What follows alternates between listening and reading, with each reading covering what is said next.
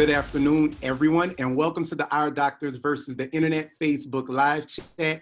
And today we're having another serious conversation about the effects of the coronavirus pandemic. But today we're going to talk about how it's affecting children's health and children's mental health. Now, I'm Prescott Stokes III, the Integrated Content and Marketing Manager here at the TCU and UNC HSC School of Medicine. And today I am joined with Dr. Stacy Van Vliet, who is a pediatrician at Cook's Children's Medical Center here in Fort Worth, and also Dr. Deborah Atkinson, who is a board-certified psychiatrist with her own practice in the Dallas-Fort Worth area.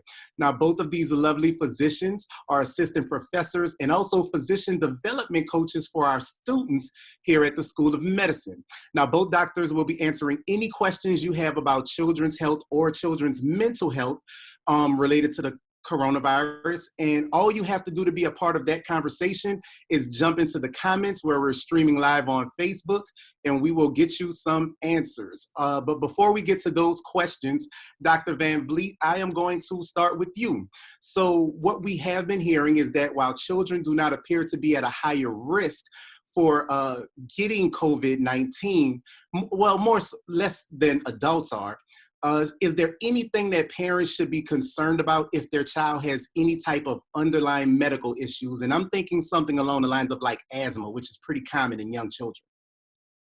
Yeah, that's a good question.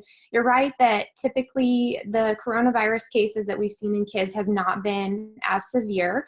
I have not seen any published data to indicate that children with asthma have worse outcomes with COVID-19 disease. However, I do see with a lot of respiratory viruses that children with asthma have a little bit more trouble. And so I wouldn't be surprised if eventually we see that play out with COVID-19 as well.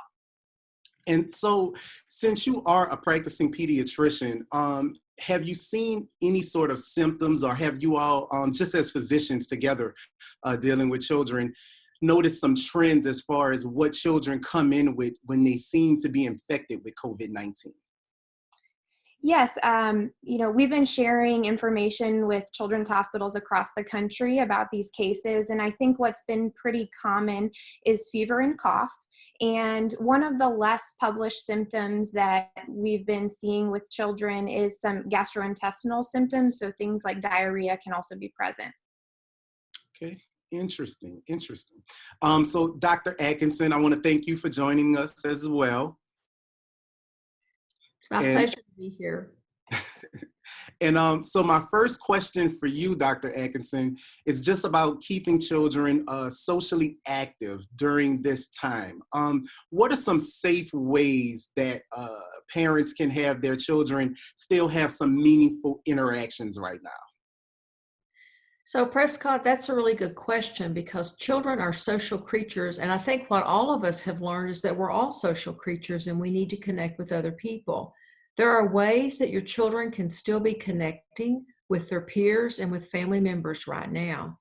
One of the best ways to do that is to establish with other families who have playmates that your younger children have played with, the possibility of doing some FaceTiming or setting them up in a chat versus Skype or Zoom or some other way along those lines.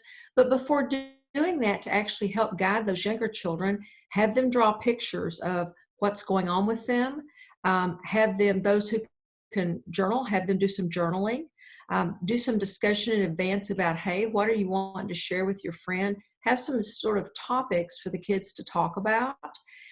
Because if they're not used to using technology at a very young age, we know all of our middle school kids and high school kids are very adept with it. Right. But the little children who are used to playing together with building blocks or Legos may not be as adept with that. So help structure and guide them in that process. Another important thing to do is to have telephone calls just where they get to talk, not just with their friends, but with their family members. A lot of them are probably missing grandparents and aunts and uncles and other family members who don't live close by or who they can't be around because of the need to social distance right now. And I think it's important to continue those connections.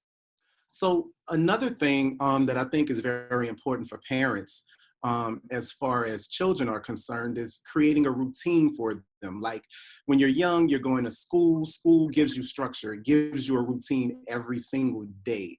So with children having to do online schooling right now, is there any sort of thing or tips or tricks maybe parents can incorporate to try to give them a more balanced routine at home? Oh, absolutely. So I think you have to start with developing a schedule, a time when they'll get up, have established and routine meal times, have established times for when they'll be doing their schoolwork and for playtime.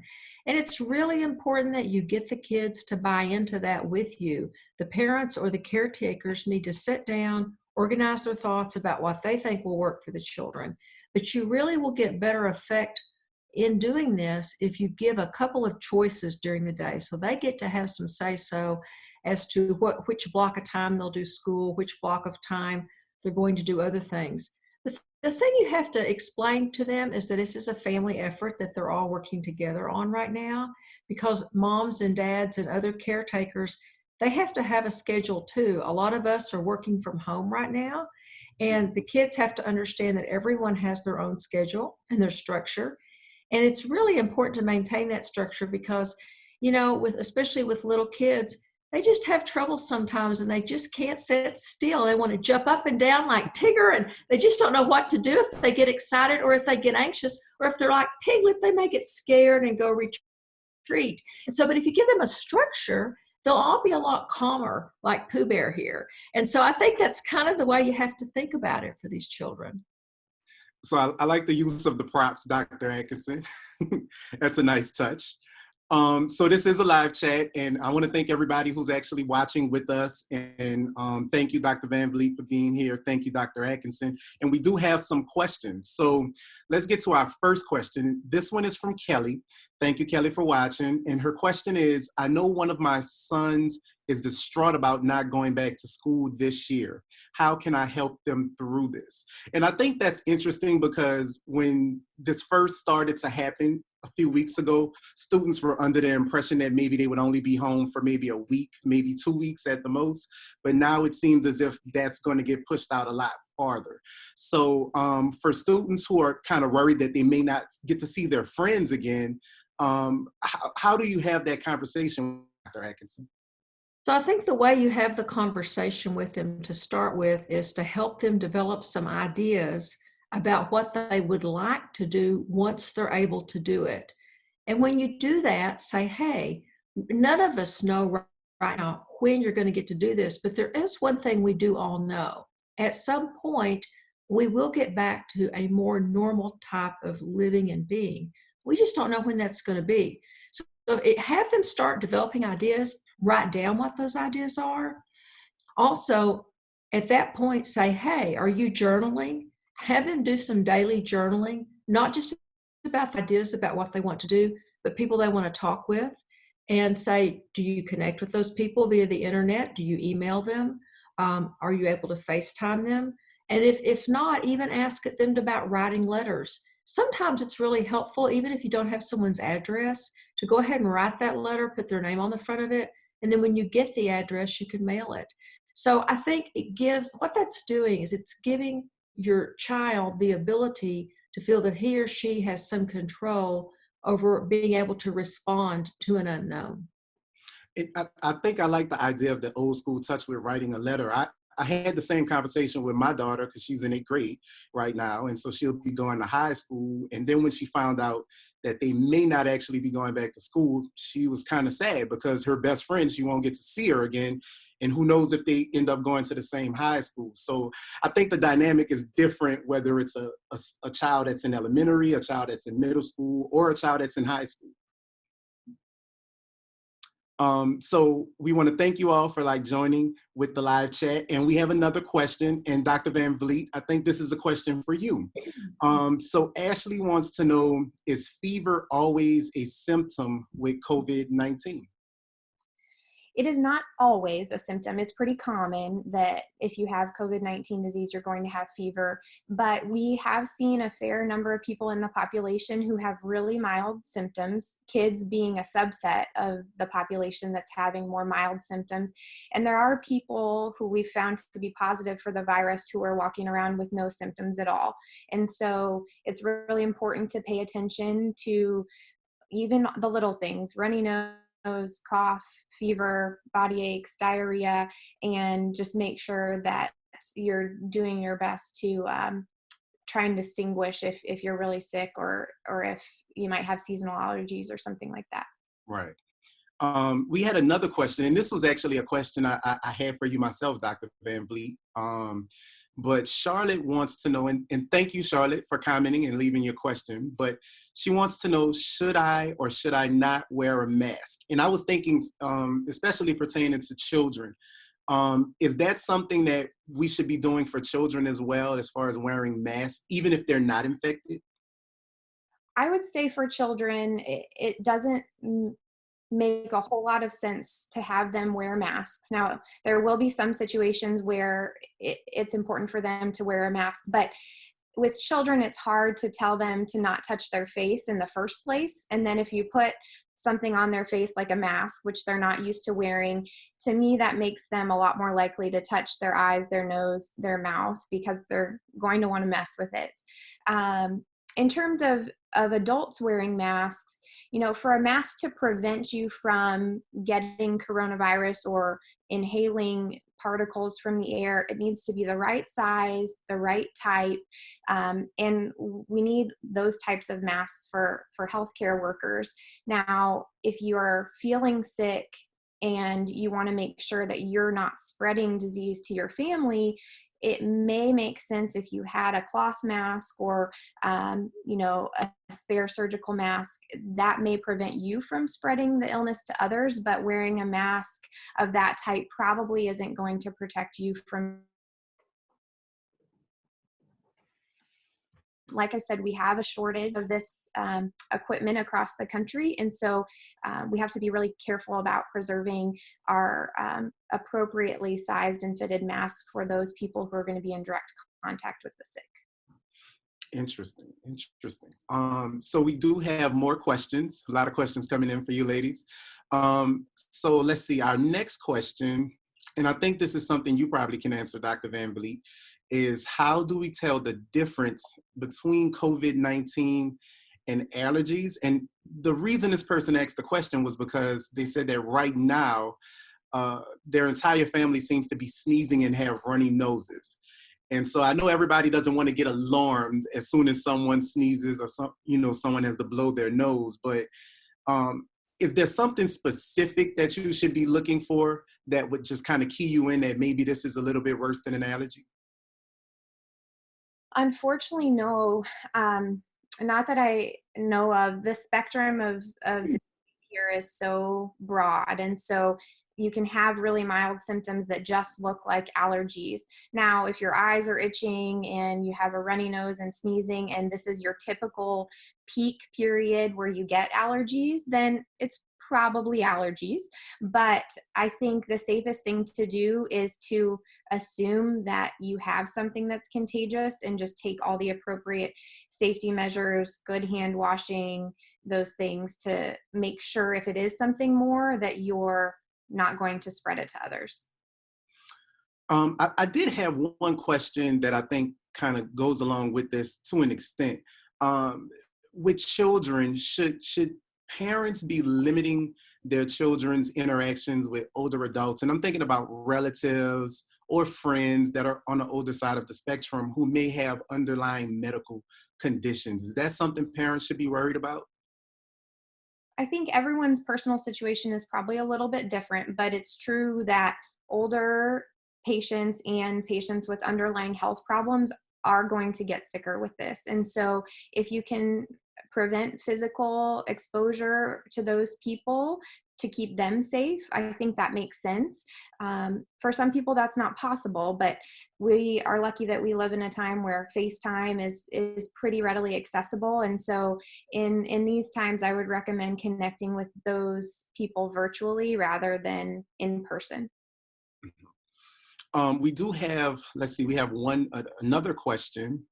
And this one was a question that Dr. Jamal also got last week with the virus. And one thing that people are kind of worried about is we understand a little bit about how the virus is working right now, but people are wondering if it might change.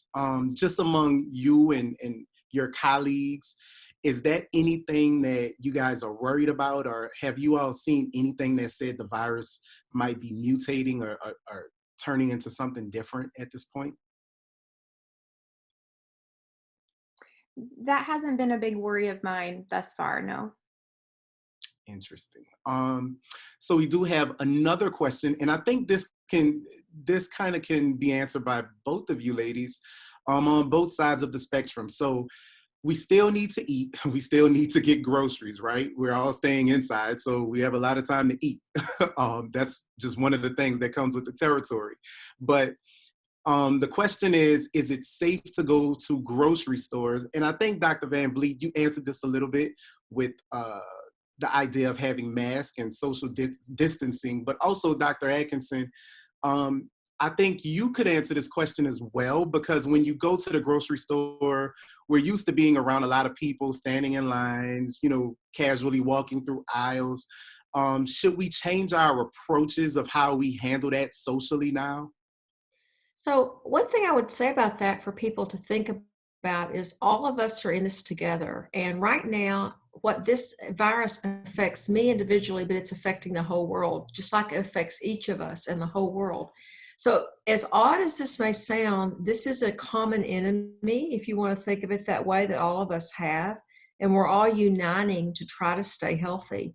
So I think you will find, and when you go to the stores, the grocers, I mean, my hats are off to the people who are doing all the food supply chain and all the grocery store workers. They're working really hard to make things as safe as possible. Many of the stores have marks on when you go into the store, so they're 6 feet apart.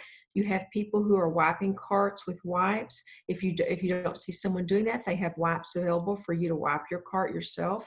I strongly suggest that when you do go to the store, you take a wipe or something like that, and that you wipe the cart in the event there's not one there. But everywhere I've been, they have them. The thing I'm noticing from a social and emotional standpoint in the stores, whether people have masks on or not, you can tell people are looking at each other in a kind way. You can see it come across in their faces. You see smiles, you see it, their eyes. People wave at each other.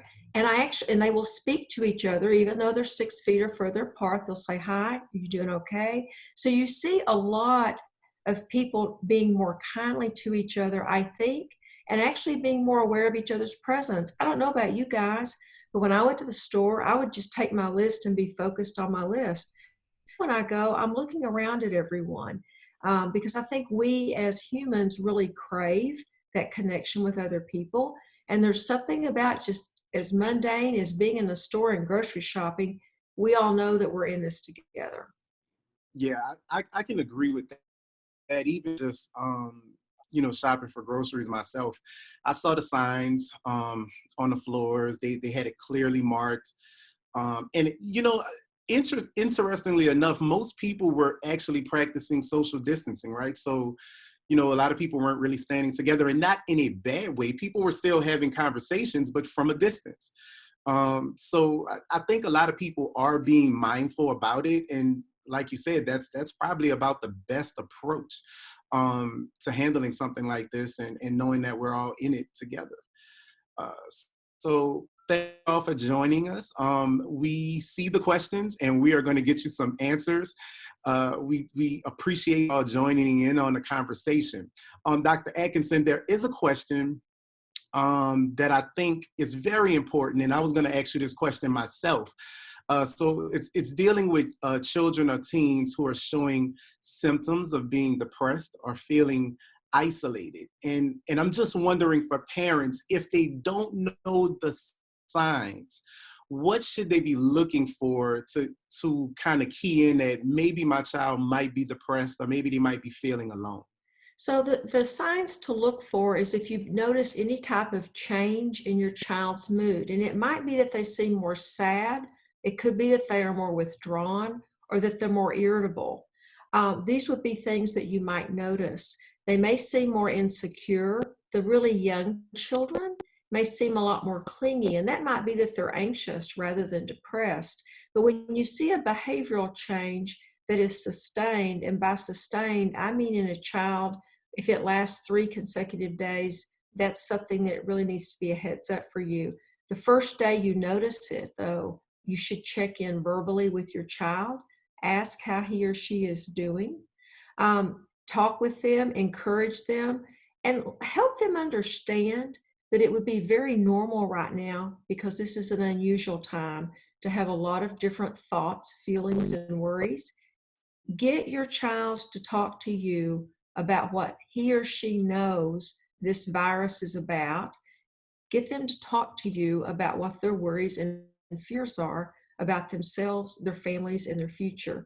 And you saw me hold the puppets up a few minutes ago. For young children, if you take puppets or dolls and you use those and you're one and they're the other, you can actually often get them to tell you a lot about what's happening. And you ask, how is that puppet doing? I mean, if I were with a child who was really nervous and scared, and they had this puppet, and I'd say, oh, it looks like Piglet feels so sad right now. Why do you think Piglet is sad? And get them to talk as if they're Piglet. That's for the little children, okay? Obviously, your teenagers would say, okay, Mom or Dad, you've really lost it now, right? That might actually be a moment of comic relief with them. But seriously, those would be the things to look for. Now, I want to make a big shout out right now to all those families who have children who can push the parents to the limit. Those of us who have raised children know that might be all children at some point. We're in close quarters right now. It's really easy for everyone to feel stressed. I strongly encourage you to take your kids outside for a walk in your neighborhood, or go out in the backyard where you can get fresh air.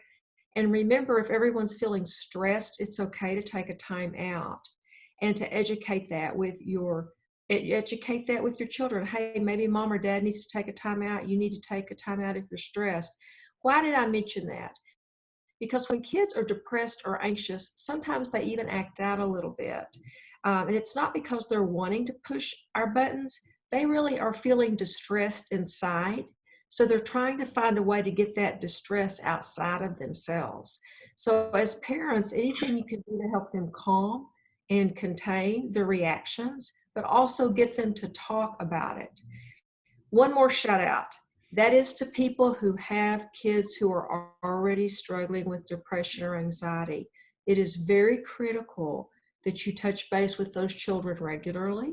If they are taking medication that's under the care of a doctor, make sure you're following that. All of the psychiatrists, psychologists, and therapists I know are all available via telepsychiatry or telehealth right now, and they can communicate with you in that way. Do not hesitate to reach out to someone if you're needing help. Yeah, and that's another thing that I think a lot of people just need to know in general, that the rest of medicine is still happening right now, even with the COVID-19 pandemic going on. I think this is another question that Dr. Van Vliet, maybe you can begin with your answer, and then Dr. Atkinson, you can chime in. But Kelly asked, she said she went on a daily walk with her kids outside, saw a deserted playground, and was just wondering if it was safe to let her child play on the playground with no one else around, just to give them an outlet to blow off a little steam. Now, Dr. Van Vliet, for parents, when you go to a playground and maybe there's, other people doing the same thing, even though they're practicing social distancing, should you be worried about having to wipe down, the toys on the playground and the jungle gyms and things like that before you let your children interact? That's a good question. I totally get the going outside and the blowing off steam piece of things. We've been trying to go outside on a bike ride or a walk at least twice a day over here.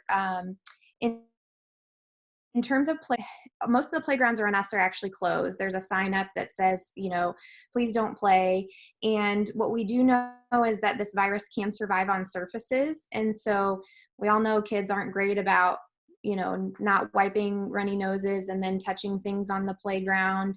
And so probably the virus doesn't survive as long outside in sunlight, and maybe the rain washes it away. But I would say I wouldn't call it safe to play on the playground, and I would not do that for the time being, just because you don't know exactly what is living on those surfaces for sure.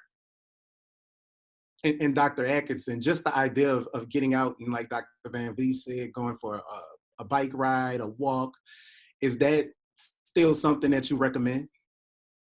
I strongly recommend that. I think that if you can get your child outside a couple of times a day so they can be physically active, I think that's actually very safe, as long as they, of course, have to understand about social distancing if they see other people in the neighborhood. I think even with really young children, you really can help as parents by showing them what social distancing is. Mark off 6 feet on the floor, and you stand on one end and have them stand on the other, so they get some idea of what that's like.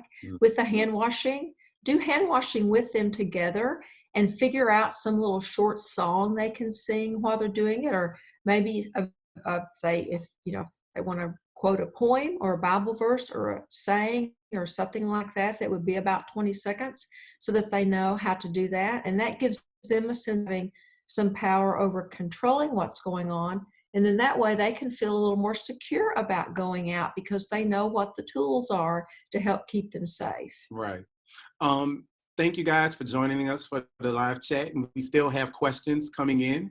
Dr. Van Vliet, we have another question that I think you can answer. So we talked a few minutes ago about the rest of medicine still happening right now, even though we're in this pandemic. So the question is it safe to take my child to a doctor or to a clinic if they have a non-COVID-19 related injury? That's a great question.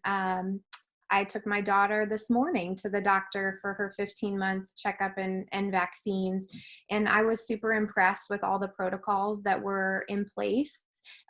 We did check-in from the car, and we were brought directly back to a well room. I know our particular office is separating any sick type symptoms and well symptoms, and they're doing really good screening for COVID-19 before you even arrive. And so if you need to go to the doctor, I think call your doctor, tell them your symptoms, tell them what you're worried about.